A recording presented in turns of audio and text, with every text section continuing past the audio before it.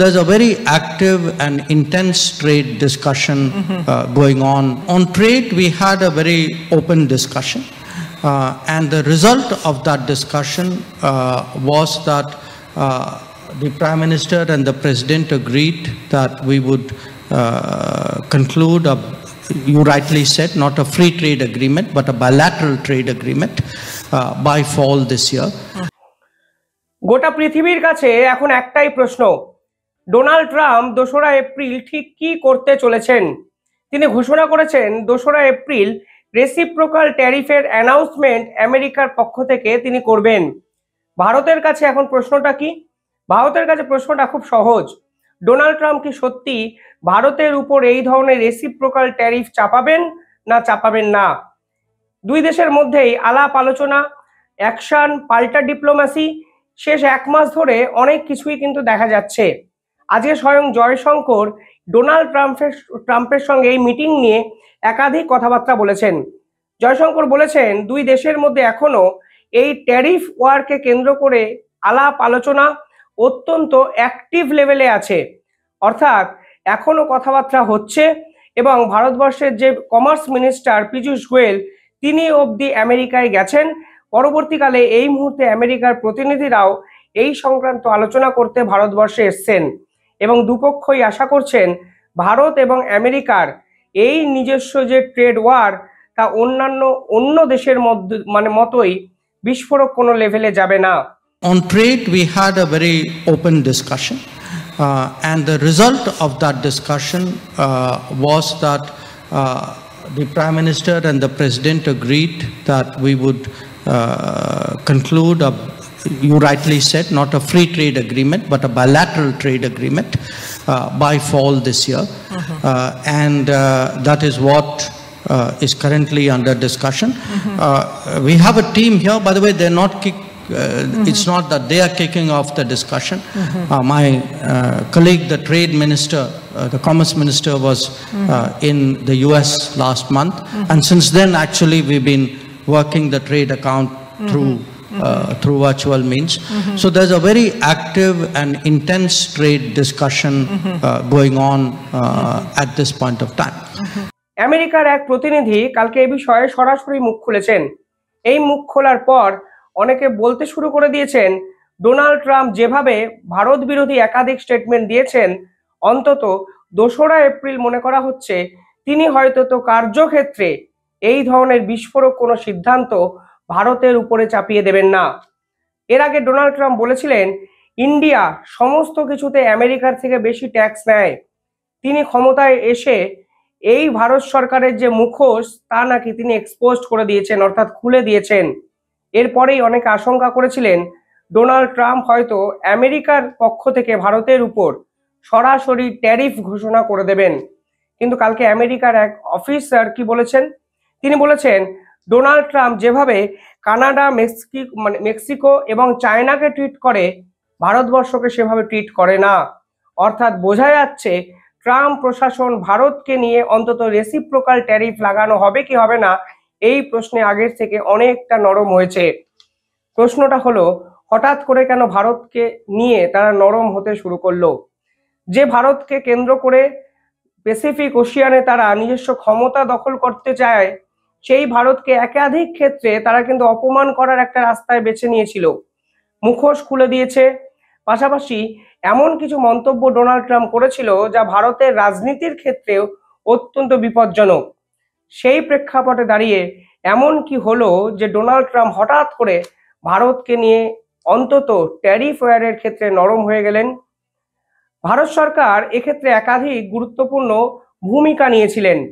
আরো স্পেসিফিক্যালি বললে doctor Jaishankar Donald ট্রাম্পের সঙ্গে সরাসরি ডিপ্লোমেসির রাস্তায় এক স্তর থেকে গেলেও গ্রাউন্ড লেভেল যে রিয়েলিটি সেখানে যদি দেখেন ভারতবর্ষ পাল্টা একাধিক অ্যাকশন কিন্তু এই ট্যারিফ ওয়ার ঘোষণা হওয়ার পর নিতে শুরু করে।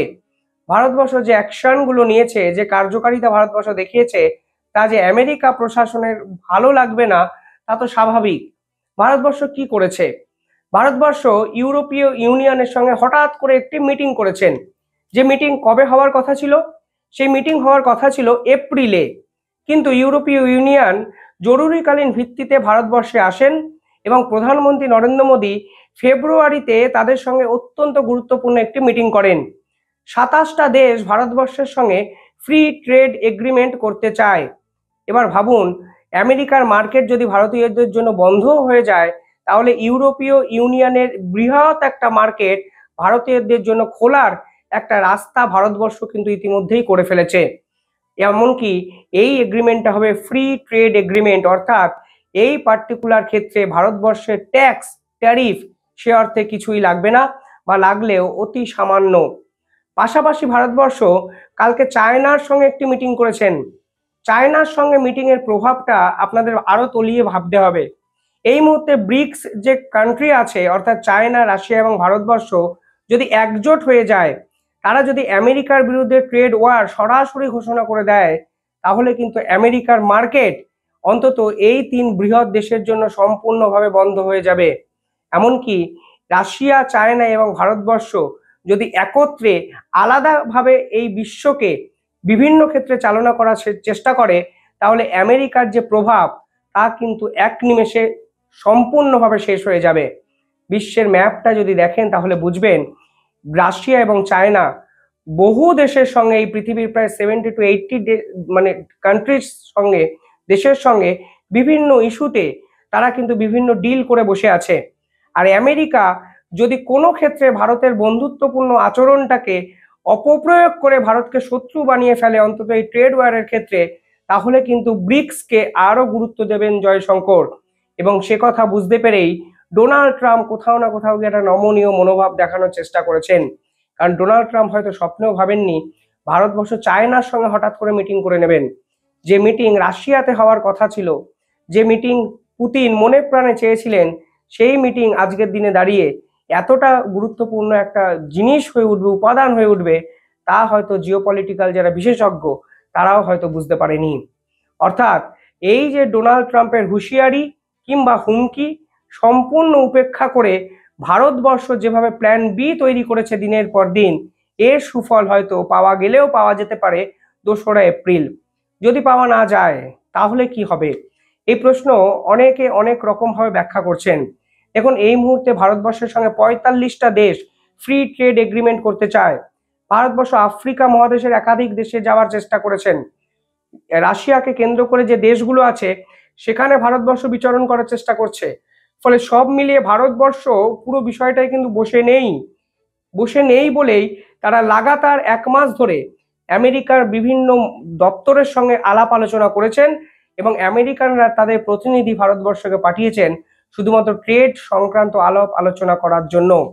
দেখবেন, ডোনাল্ড ট্রাম্পের এই ধরনের হুমকি বা হুঁশিয়ারি যেভাবে ব্যাখ্যা করুন না কেন, ভারতবর্ষ কিন্তু কড়া কোনো প্রতিক্রিয়া দেয়নি। এর জন্যই কারণ ভারতবর্ষ পুরোটাই ডিপ্লোম্যাটিক স্তরে করতে চাইছে। ভারতবর্ষ আমেরিকাকে বুঝিয়ে দিতে চাইছে আমরা তোমাদের শত্রু নই। পরবর্তীকালে গুগলের উপর থেকে 6% কম ট্যাক্স করে দেওয়া হয়েছে ভারতবর্ষের পক্ষ থেকে।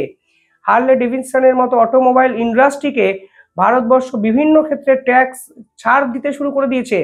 অর্থাৎ ডোনাল্ড ট্রাম্পের অভিযোগ যে বিষয়গুলোর উপর ছিল, সেই বিষয়গুলো থেকে কিন্তু ভারতবর্ষ আস্তে আস্তে নিজেদেরকে আরো নরম পন্থা করে তুলেছে।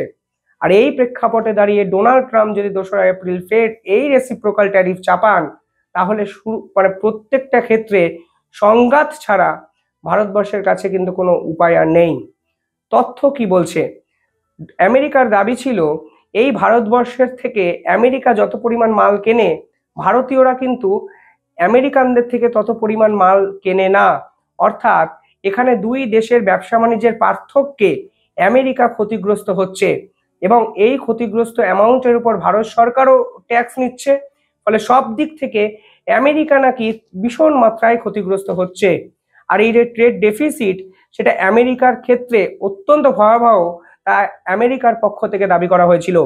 কিন্তু তথ্য কি বলছে দেখুন, তথ্য বলছে 2024 সালে ভারত এবং আমেরিকার মধ্যে টোটাল $129.2 বিলিয়ন ব্যবসা বাণিজ্য হয়।